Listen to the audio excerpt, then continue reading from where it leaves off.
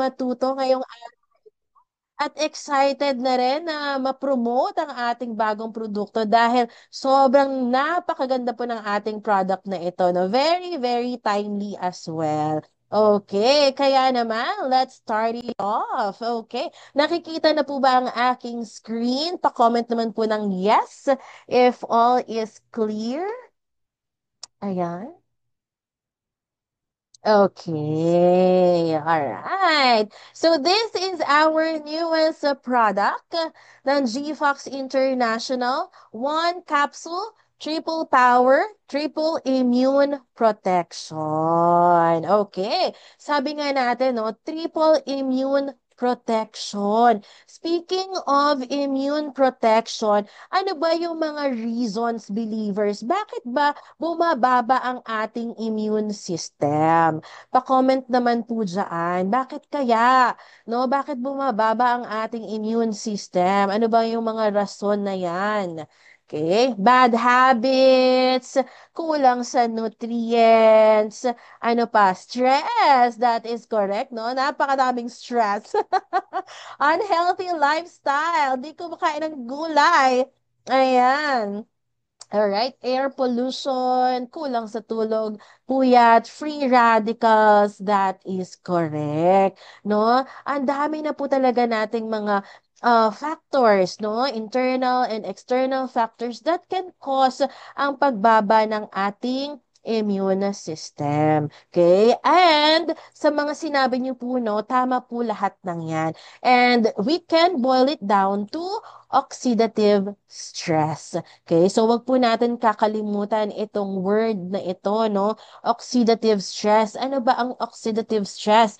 This is caused by free radicals, which are, these are unstable molecules, no? They often steal nearby molecules, okay, causing a chain of reaction of damage to cells, proteins, and DNA. So just imagine, yung bahay po ninyo, no? Bahay nyo is very organized, nakatayo ng maayos, kaya tapos biglang may magnanakaw na pumasok sa ating bahay.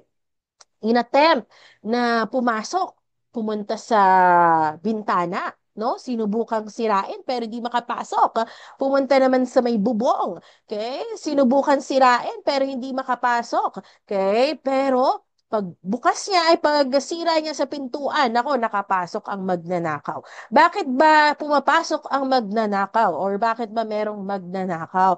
It's because may pangangailangan din sila. Okay, so may need. Okay? So makikita natin dito, no, that these free radicals are the ones who are stealing these nearby molecules. They have the need. Kaya sila kumukuha ng mga other molecules sa mga cells natin. At kapag nakuha na nila yung mga molecules na yon, ang mga electrons na yon, nadadamage na po yung cells na pinagkuhanan nila. And to know more about that, let's watch this video. But what are these free radicals exactly doing? This is a healthy cell. This is a free radical, but this one is missing an electron and has no stable structure. Therefore, he gets an electron from his environment, which then causes the healthy cell miss an electron. In short, the free radical steals an electron from the healthy cell, and then the healthy cell literally breaks down. So, the healthy cell gets attacked and breaks down. When there are more free radicals arriving, the cell breaks further down. That is also called oxidative stress. Ayan, okay? So, yun nga, no, yung mga free radicals, they're getting electrons from a healthy cell. And ano nangyayari dun sa healthy cell na yon? Namamatay din sila, nasisira din sila. And that is what we call oxidative stress. Okay? So, yun yung mga kailangan natin ma-prevent. And oxidative stress are triggered by, sabi nga natin kanina, pollution, smoking, okay? So, hindi lang yung cigarette, no? Pati yung mga e-cigarettes, okay? Yung mga vape. Kaya stress, yan, pagod, puyat, kulang sa tulog. Importante po talaga ang tulog, no? Nako, sobrang ito yung makakatulong sa atin para mag-regenerate yung mga cells natin. UV radiation, lalo na kapag lagi tayong nakabilad sa araw, mas mabilis din pong masira yung mga cells natin. And at the same time, ang alcohol. Okay. And alam niyo po ba that oxidative stress are linked to major diseases? Okay. Ano ba yung mga major diseases na yan? Ang unang-una na po dyan ang cardiovascular disease. Ang ating puso. Okay. Sunod naman po ang diabetes. Okay. It can worsen insulin resistance. Cancer. Okay. Ayan po, no? It causes DNA mutations and promotes tumor growth. Mas mapapabilis yung progress ng cancer natin kapag merong mga oxidative stress. That's why itong mga patients na to, no, with cancer, mababa ang immune system, very, very prone po talaga sila na magkaroon ng mga sakit. Okay?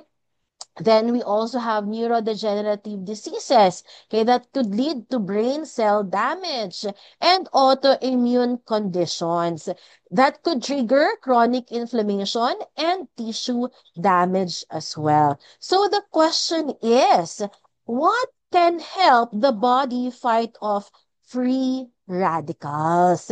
Paano ba natin mapupuksa ang mga free radicals na ito?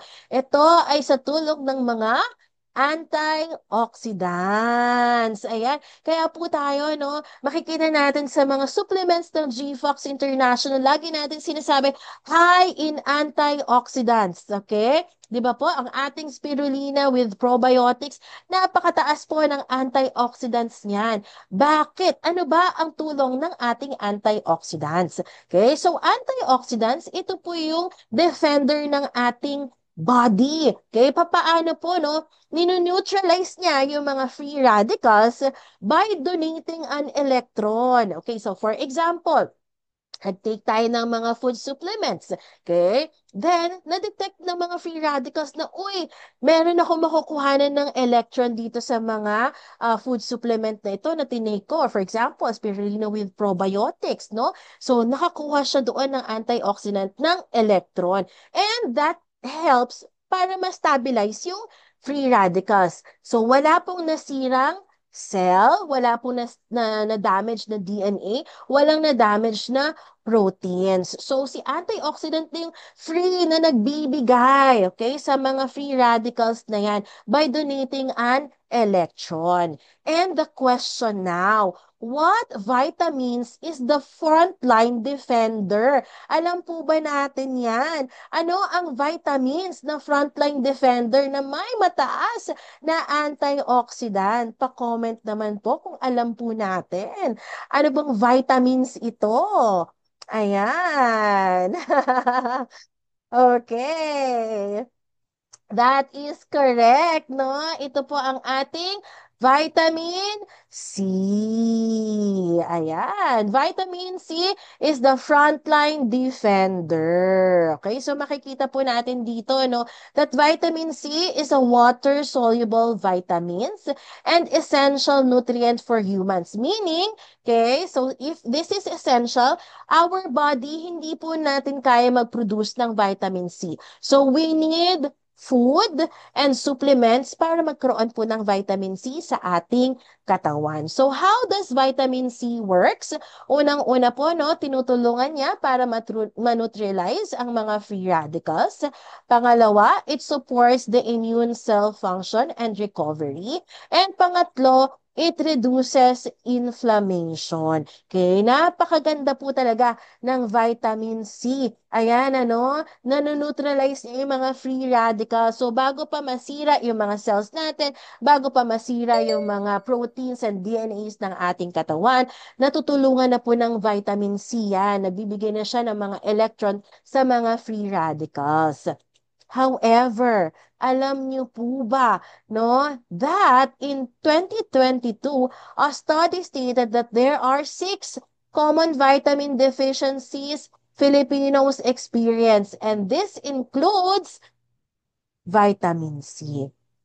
Hindi po natin nagulat siguro po tayo, no? Hindi natin akalain na 87.3 ng Filipinos nakaka-experience pala ng deficiency ng vitamin C. 'Di ba? Grabe, ang dami po.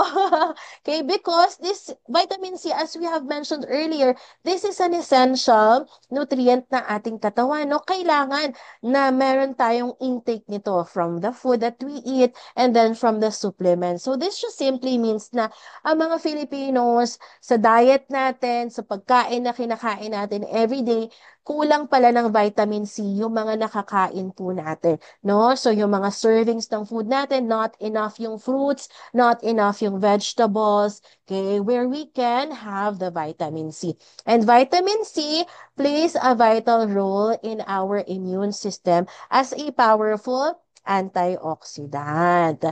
Okay, I know na common na po ang vitamin C.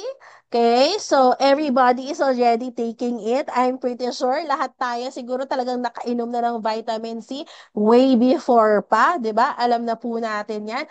But is generic vitamin C available in the market enough para sa overall immune protection po natin? Okay, so that is the question, no? So yung mga generic vitamin C, wala pong gut health, walang inflammation management. Okay. Paano kung meron tayong supplement that could cover all multiple bases of immune support? Merong magpapaboost ng immune system natin, merong magpo-promote ng gut health natin, at meron din tayong anti-inflammatory. Are you going to take it? Ayan, tingnan nga natin sa ating chat box.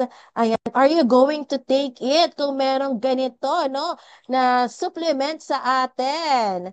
Ayan. Okay.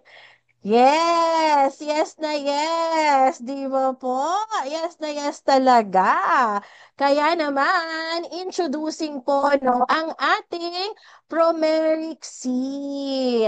Promeric C is one capsule, triple power, triple immune protection. Meron po itong vitamin C, meron po itong Bacillus coagulans, meron din po itong turmeric extract. Okay, so the vitamin C that we have used here is sodium ascorbate. Okay? And this is, no, to help. Ayan. This is to, this is to boost our immunity. Ang ating Bacillus coagulans naman, this is to promote gut health. Then, ang ating turmeric C. Ayan, turmeric extract. Curcumin, this is to fight inflammation. Okay? Maganda po ba or sobrang ganda? Ayan, ano, nakakatuwa ang ating product nito. Three premium ingredients nga po, no? So, ano ba ang sodium ascorbate or vitamin C? So, this is a 500 milligram po. Okay, so why do we choose sodium ascorbate? This is non-acidic.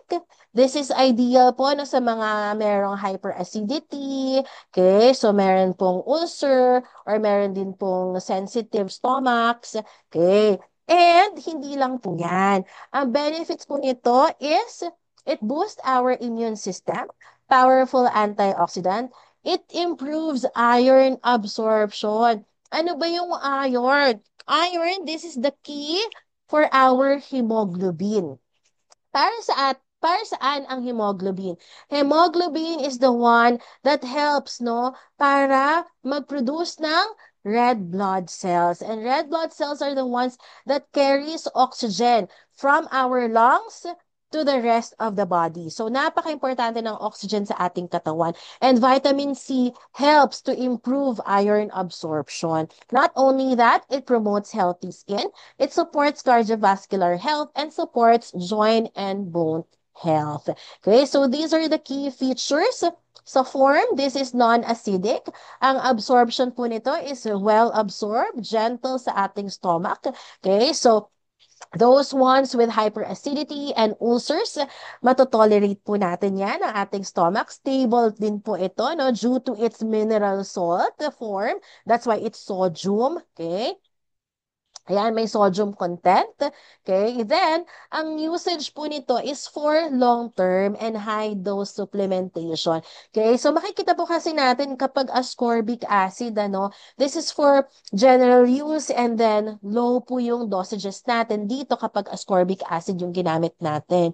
Okay, dahil po, hindi rin po siya maganda para sa ating stomach. Nahihirapan po matolerate ng ating stomach nito because of acidity. Okay, that's why pinili po natin ang sodium ascorbate para long-term po ang ating paggamit. Everyday, safe na safe i-take po, no? Then we also have clinical studies, okay, of sodium ascorbate. Okay, so we know sepsis. Okay, so this is toxin sa ating blood, So nakakatulong ang sodium ascorbate sa mga conditions with sepsis. Okay, so it helps para ma-reverse yung organ dysfunction, okay, at ma-improve yung outcome ng septic shock sa ating katawan.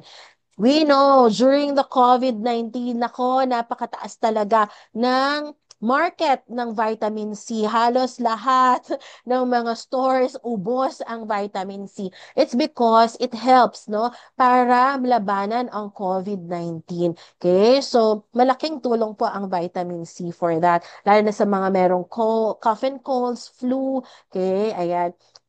Gusto ko lang din po i-share, no, sa inyo during the launching, medyo masama na rin ang pakiramdam ko due to stress. Pero nag-take din talaga ako ng Promeric C. Ako, nakadalawang capsule agad-agad. Tapos yon energy agad, no? Ang ganda ng effect talaga ng Promeric C. Okay? Ayan, agad-agad ang effect. Okay, so this is also good sa mga merong lung cancer. Okay, so it helps, no, para ma-improve yung progression, ma-lengthen yung life, and at the same time, ma-slow down yung pagkalat ng mga cancer cells. And for leukemia naman po, no, lalo na sa mga cases na merong chemorefractory, ibig sabihin po, no, hindi na nagre-respond yung chemotherapy sa kanila. Okay? So, nakakatulong din po ito, no, sa ang vitamin C, lalo na sa mga patients na hindi na nagre-respond yung mga chemotherapy, unresponsive na yung mga treatment sa kanila. So, it really helps para ma-regain back yung ating strength and at the same time, magkaroon na ng mga responses yung mga chemo drugs sa ating katawan. Okay? Ayan. Then, for iron deficiency, ayan, as what we have mentioned earlier, nakakatulong po talaga, no, ng absorption ng iron sa ating body. And gestational diabetes. Ano ba yung gestational diabetes?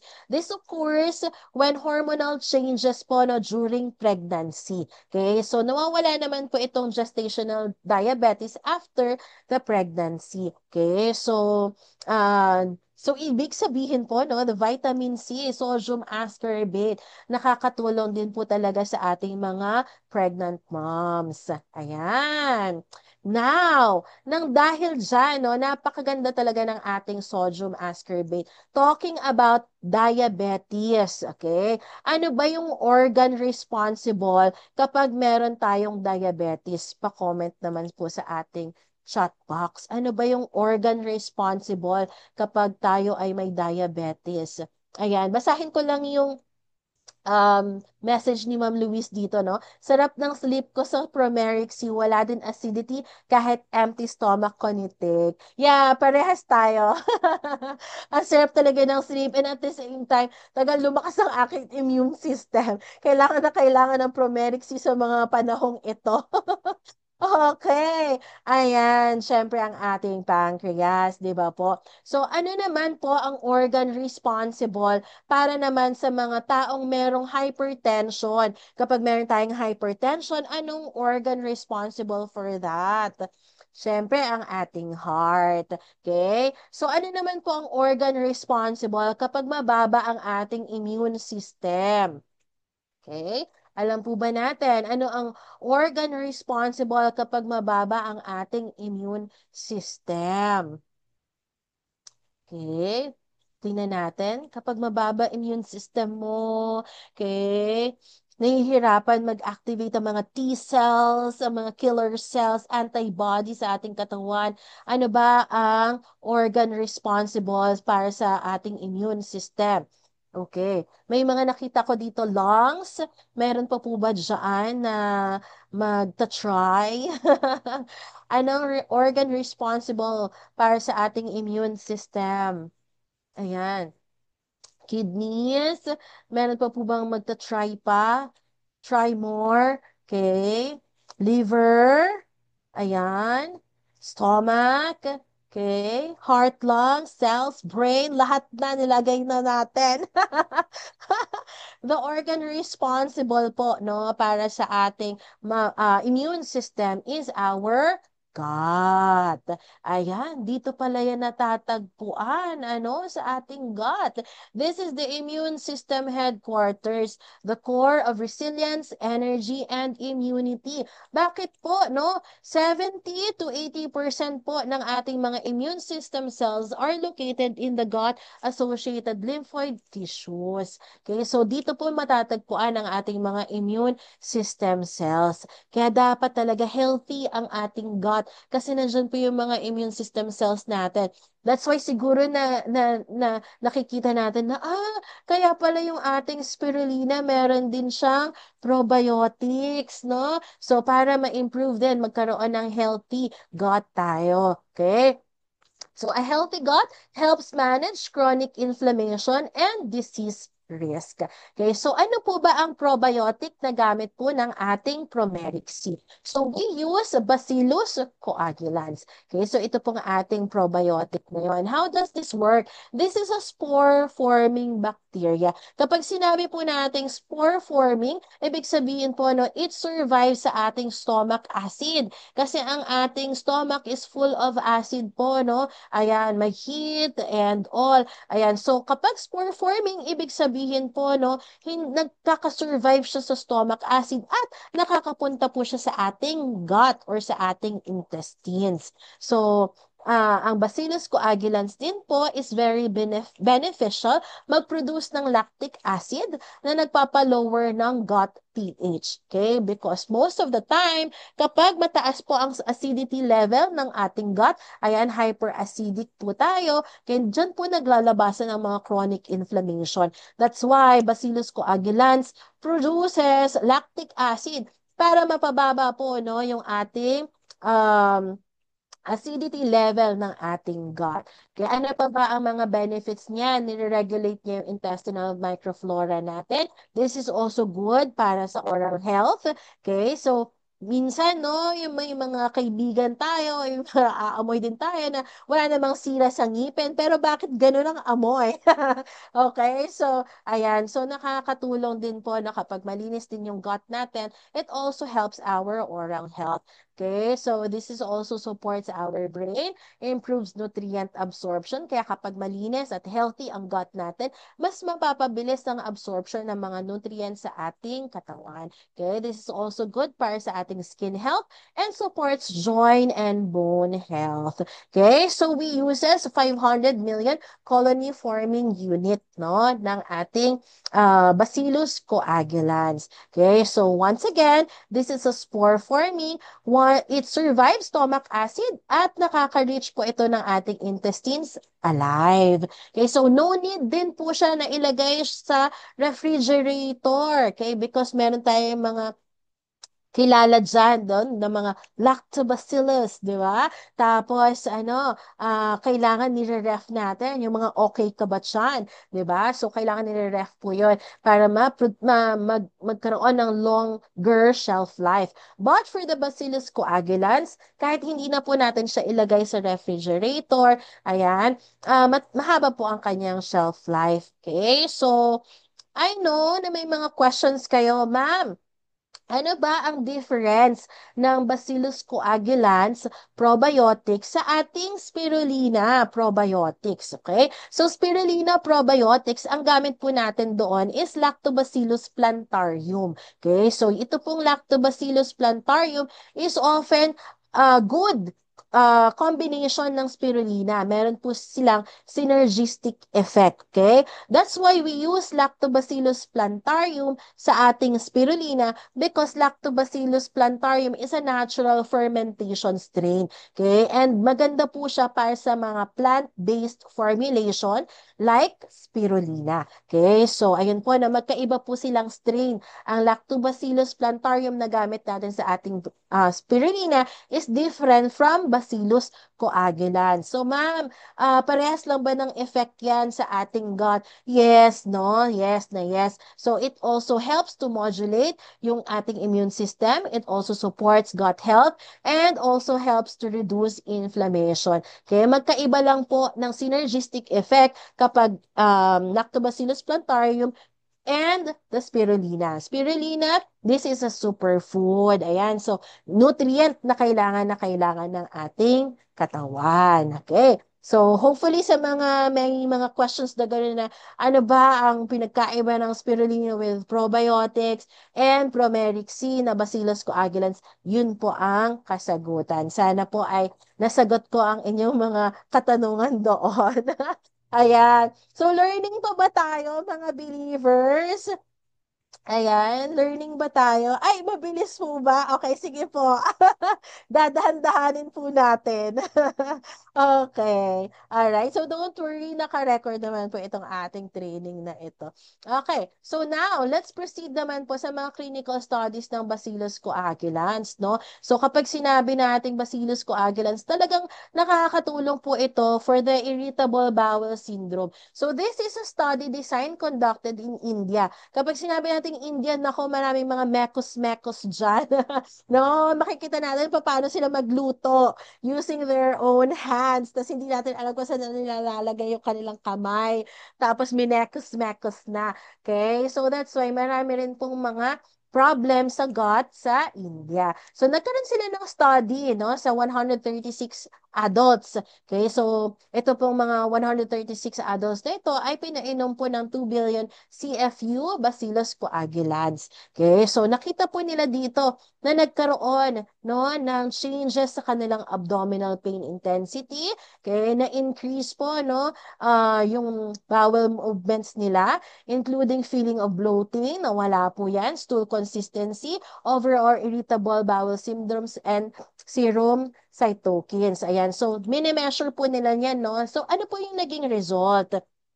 So, after 8 weeks, okay, after 8 weeks, ano pong naging result ng pag-take nila ng Bacillus coagulans? So, after 8 weeks po, na-alleviate, okay, or nawala yung irritable bowel symptoms, okay? So, to mark 50% in abdominal pain, nawala po, no? Na-improve din 79% ang bowel regularity compared to the placebo. Okay, so this just simply means na napaka-effective po talaga ng Bacillus coagulans in terms po, no, sa irritable bowel syndrome. Okay. Not only that, for children din po, no, it helps to manage GI, okay? And at the same time, ang upper respiratory tract infections. Okay, so may mga kids po na nagtitake nito for 3 months. Okay, so na-experience nila fewer yung kanilang upper respiratory tract infections. Okay, katulad ng nasal congestion, hoarseness, headache, red eyes, and also fatigue. So this simply means na nag-increase po, no, yung immune system ng katawan ng mga batang ito to fight against the upper respiratory tract infections. Usually po kasi, no, kapag mga ganitong ages 6 to 8, okay, tandaan natin or let's remember ano bang mga pinagagawa natin ng mga bata tayo. Nakikita natin sa pictures medyo mga uhugin. No? Laging may sipon yung mga bata, 'di ba po? So, ayan, itong study na to, nakikita po natin, no, na nakakatulong din po ang Bacillus coagulans para sa upper respiratory tract infections. Okay. Now, let's proceed po sa ating turmeric extract, ang ating curcumin. Okay, so naglagay din po tayo ng anti-inflammatory. Hindi lang po antioxidant ang nilagay natin dito, hindi lang para sa gut health, we also put anti-inflammatory. So ano bang benefits nito? It reduces inflammation, okay, faster ang healing, Okay, may detox din po ito, no? It also aids in heart health sa ating puso and cellular repair. Ayan, because no, usually yung mga inflammations or mga sicknesses sa ating katawan is due to chronic inflammation. So may cellular repair po ang turmeric extract. This is also a powerful antioxidant. Okay, so makikita po natin dito that there is a study na meron pong arthritis, no? 4 weeks, 367 patients with knee osteoarthritis. Okay, kapag may osteoarthritis ka sa knee, ako, ang hirap na po maglakad. 'Di ba po? Very, very painful. So, usually, kapag meron po tayong knee osteoarthritis, binibigyan sa tayo ng ating doktor ng ibuprofen. So, ibuprofen is a pain reliever. Okay, so 1,200 milligrams of ibuprofen. And yung isang grupo naman po, binigyan ng 1,500 milligrams ng turmeric extract daily. Okay, so ano po ang nangyari? Okay, both groups experience similar benefits o similar yung naging benefits sa nag-take ng ibuprofen, which is the drug, okay, and the turmeric extract. But those taking ng mga ibuprofen, nagkaroon ng stomach problems. Okay, so that's why yung mga doctors din po natin, hindi talaga binibigay everyday or for long-term use ang mga ibuprofen dahil nakakasira din po ito ng other organs sa ating katawan. So, this suggests turmeric curcumin is a good alternative para sa mga patients who wants to relieve without side effects of NSAIDs. Okay? So, similar lang naman pala ang effect ng ibuprofen at saka turmeric extract. Then, doon na tayo sa natural, no? Sa turmeric extract na tayo. Then, it also helps for the metabolic syndrome. Ayan, so nakakatulong din po ito, no, para ma-boost din ang ating immune system. Okay? Then, for healthy people, no, compared to placebo, yan, curcumin reduces triglycerides. Eh, nakakatulong pala ito para mapababa ang triglyceride. It also increases nitric oxide. Para saan ba yung nitric oxide? Nitric oxide, it helps para ma-relax at ma-widen yung mga blood vessels natin. So it really helps para ma-improve yung blood circulation, ma-reduce yung blood pressure, magkaroon ng oxygen sa ating katawan. So turmeric extract, malaking tulong po, no?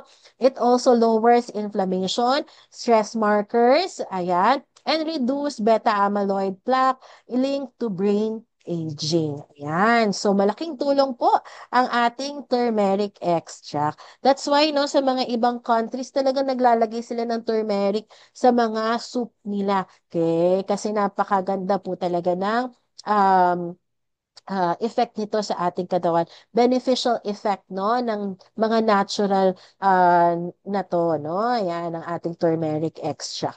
Okay, so for the synergistic benefit, pag pinag-combine po natin ang vitamin C and turmeric extract, it helps to combat oxidative stress.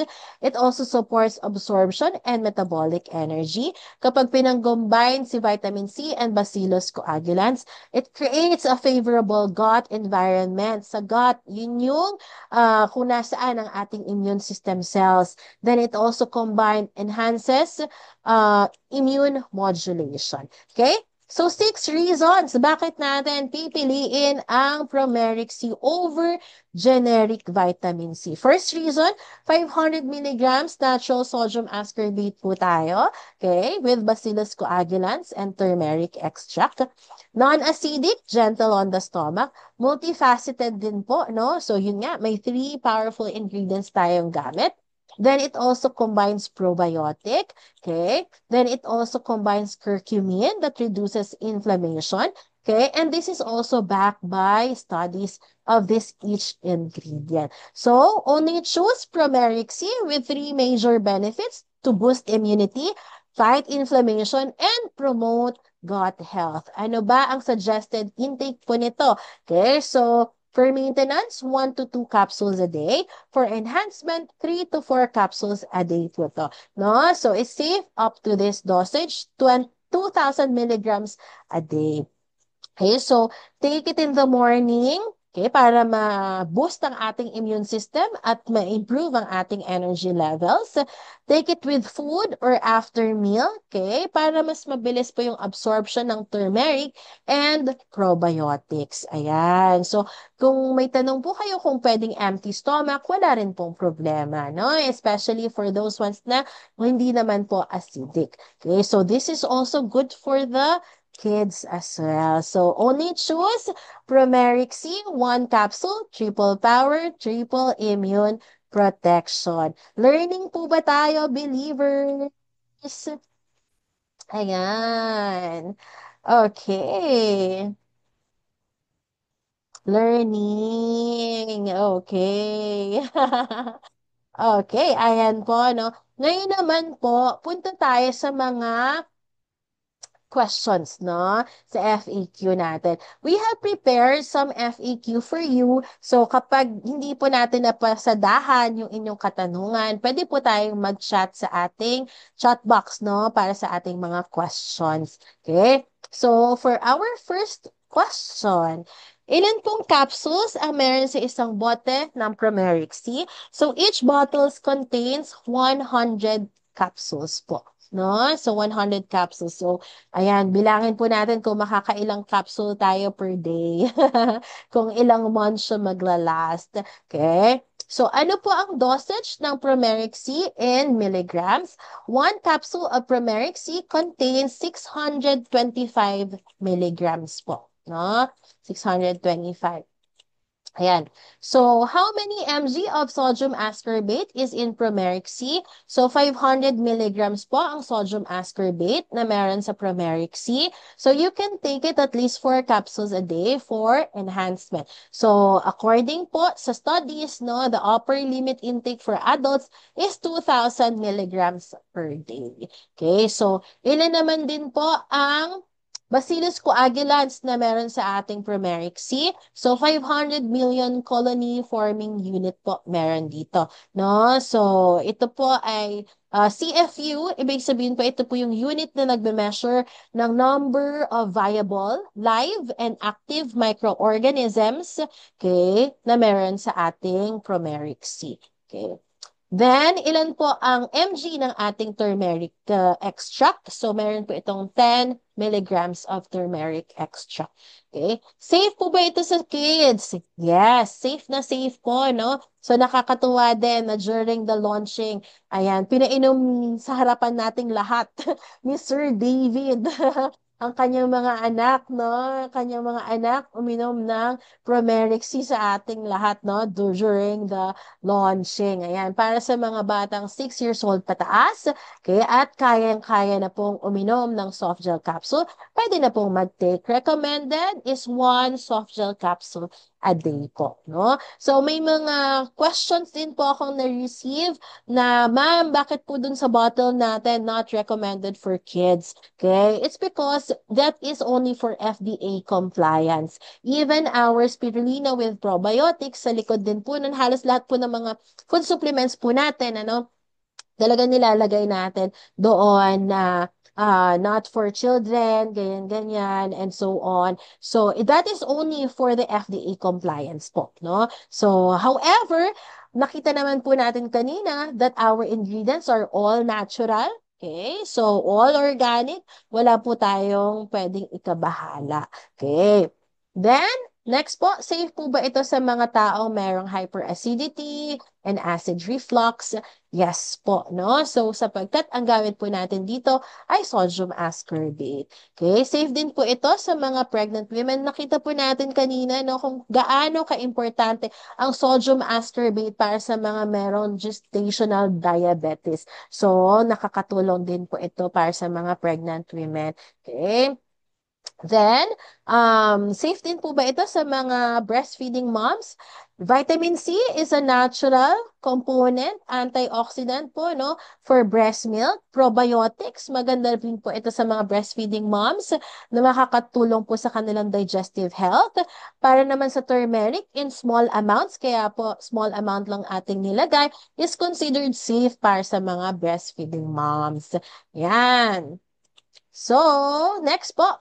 Safe to take Promeric C daily? Yes. Sodium ascorbate is safe up to 2,000 milligrams a day. Okay, this is according to studies. Turmeric is generally recognized as safe. Bacillus coagulans is safe up to the doses of 2 billion CFU daily. Kaya very, very safe po ang ating capsule ng Promeric C. Can I take Promeric C with my medication? Yes, wala pong problema ito, no? All organic, all natural, no need to worry. Wala po itong contraindication sa mga medications natin. Okay, so it's also advised to take Promeric C 1 to 2 hours after your medication. Okay, so inom muna tayo ng mga maintenance meds natin, then pwede na po yung ating Promeric C. May mga side effects po ba ito? Kapag nakainom po tayo ng high doses ng vitamin C, ayan, possible magkaroon ng stomach upset or diarrhea. For curcumin naman po, no, it can interact with blood thinning medications. That's why small amount of curcumin po ang ating ginamit. So, very, very safe to take. Okay? So, can Promeric C replace medication or treat disease? No. Okay? So, Promeric C is a food supplement. Supplement po ito, no, na kailangan ng ating katawan. Wala po itong approved therapeutic claims. So, hindi po ito para igamot or not intended to diagnose, magpagaling, mag-cure, or mag-prevent ng anumang sakit. Okay, so this is a food supplement. Okay, so this is manufactured locally and proudly distributed by GFox International. So maraming salamat po sa lahat ng mga nakinig today. Ayan. Tingnan natin ang mga questions dito. Ayan, pwede po bang isabay ang Promeric C sa food supplements? Of course, like spirulina and elixir placenta. Wala pong problema. Ayan, pagsabay po natin, ano, para talagang boost na boost ang ating immune system. Okay? So, may mga other questions pa po tayo dito. Pwede po ba ito sa stroke patients? Of course, wala pong problema. All natural, all organic. Okay? So, ayan. Pwede po bang mag-take ng merong maintenance sa high blood at sa heart? Yes, wala pong problema. No, pwede po natin yan isabay. Okay? Pwede po ba ito sa panggabing trabaho? Of course naman, kailangan na kailangan natin yan, lalo na kapag merong mga night shift, no? Na mga employees, nako, very, very prone pa naman talaga sa mga sakit, no? Ayan, so maganda na ma-boost ang ating immune system with Promeric C. Ayan, magkano po ang isang bottle? Yung price nga ba? Na-post na ba yung price natin? Hindi mo ba na-post yung price natin? Wala pa ba yan?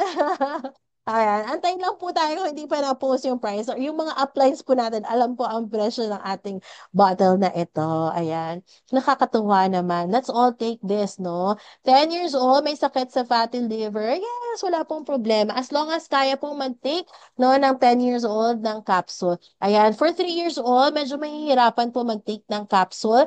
That's why not so much recommended po, no? Ayan. Okay. Okay. Ayan, may nagsulat na. 950 ang SRP. Okay, pag member is 650 po. Ayan.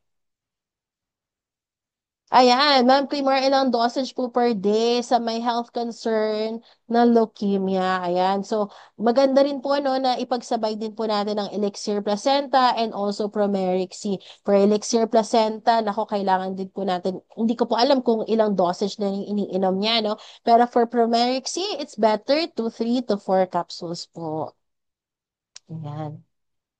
When will we have a FDA, perhaps halal certifications? This is ongoing process na, no? Ayan, so nakapag-apply na rin po tayo sa ating FDA. Inaantay na lang po natin yung release ng ating FDA certification. Ayan. Ayan. Okay. All right. So, just message me kung may mga katanungan pa, personal message, wala pong problema, no? Sasagutin ko po yan para sa inyo. And if you will be asking also for the PowerPoint presentation, i-upload na po namin ito sa ating G Drive para lahat po tayo magkaroon ng access sa ating presentation na ito. Ayan. So, maraming salamat po ulit. Balik po natin sa ating host. Ayan, hello. Thank you po, Miss Klimar, for that very wonderful and of course full of knowledge na product orientation sa Promeric C. So mga believers, natuto po ba kayo? Grabe po, no? Ayan. So I hope a lot of you guys natuto po tayo sa product orientation po natin here with Promerixy. And of course po, no, akikita ko sobrang dami ng members po na gusto nang itry ang ating Promerixy. Meron nga pong nag interact sa ating chat box, no, na ang price nga po ng ating Promerixy ay 950. Yan. So mag-check out na po kayo. Tingnan nyo na po sa inyong dashboard at available na po ang Promeric C para po sa lahat. Ayan. And of course po, no, sa ating mga believers na halfway attend ng ating product orientation or baka kaya ngayon-ngayon lang, don't worry po, no, ang ating product presentation or product training po for this afternoon is recorded. So you don't need to worry, pwede nyo pong mabalikan po ito. Ipopost po natin ito as soon as possible para po pwede nyo mabalikan at matuto po ulit kayo. Ayan. Pero for this afternoon po, ito lang po ang ating agenda. I hope marami po kayo natutunan and we'll see you on another product training here in GFox International. Thank you, believers!